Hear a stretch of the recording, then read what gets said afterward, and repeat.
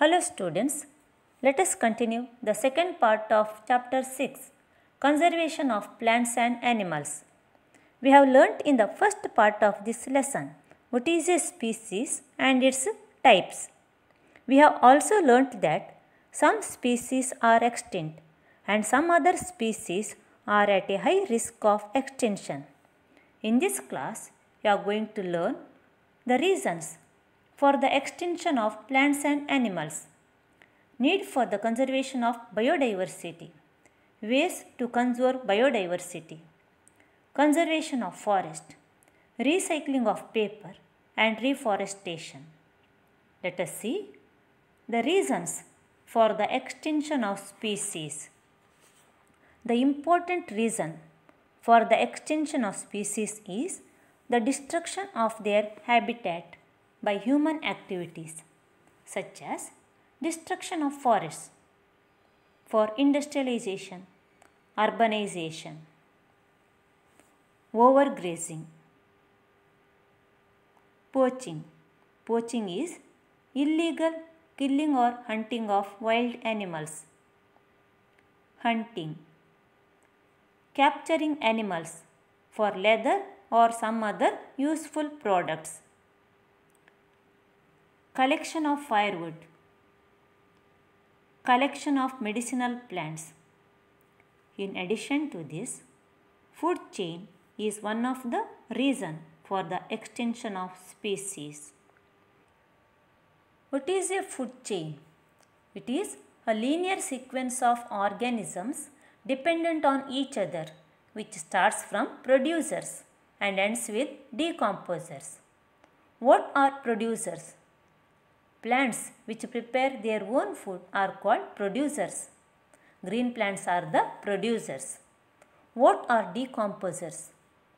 The microorganisms which decompose the dead matter are called decomposers. You can see a simple food chain on the screen. Plants prepare food by using sunlight. Plants are eaten by worms or insects. Insects are eaten by frog. Frog is eaten by a snake. This is a simple food chain. So, food chain is a sequence of eating and being eaten. Green plants prepare their own food in the presence of sunlight, carbon dioxide, a green pigment called chlorophyll, and water and mineral salts. This process of preparation of food by plants is called photosynthesis. During photosynthesis, plants give out oxygen. This oxygen is used by both animals and human beings.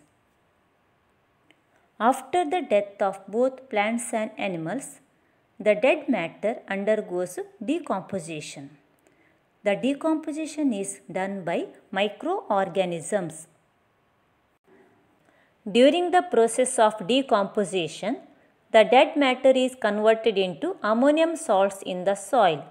This is done by a bacteria called ammonifying bacteria. Again, the ammonium salts are converted into nitrates and nitrites by a bacteria called nitrifying bacteria. These salts are absorbed by the plants through their roots and they prepare food and give out oxygen. Oxygen, carbon dioxide, mineral salts are the non-living components of the environment. Plants and animals are the living components of the environment. So, there is an interaction between living components and non-living components of the environment. This is known as an ecosystem. What is an ecosystem? An interaction between biotic and abiotic components of the environment constitutes an ecosystem. The biotic components are the living components of the environment. They are plants and animals. Abiotic components are the non-living components of the environment, air, water and soil. What is an ecosystem? Name the components of an ecosystem. An interaction between Biotic and abiotic components of the environment constitutes an ecosystem. The components of an ecosystem are biotic components, example plants and animals. Abiotic components, air, water and soil. So, there is an interaction between the organisms in an ecosystem. An organism is small in size or big in size or large in size. Its role in the ecosystem is very important. In the ecosystem, its role cannot be ignored. So, there is a need to conserve the organisms, plants and animals. Let us see the measures taken to conserve the plants and animals. Conservation of flora and fauna. Biosphere reserves. These are the large areas of protected land for conservation of wildlife, plant and animal resources. It helps to maintain the biodiversity and culture of that area. It contains protected areas. For example, Pachmari Biosphere Reserve. The endemic flora of Pachmari Biosphere Reserve is salt trees, wild mango.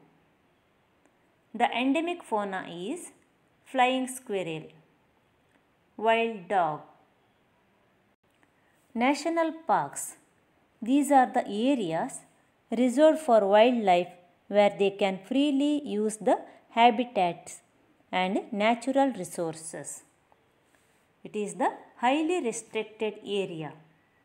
Human activities such as grazing, poaching, hunting, capturing of animals, collection of firewood and medicinal plants are not allowed. It protects historic and cultural heritage of the area. Wildlife sanctuary. These are the areas where animals are protected from any disturbance to them and their habitat. This is the conservation of wild animals in their natural habitat. People living in wildlife sanctuaries are allowed to do certain activities such as grazing by their livestock, collecting medicinal plants and firewood.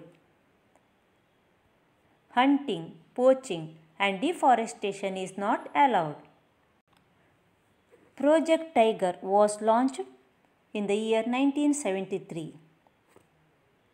This project was launched by the government to protect the tigers in the country.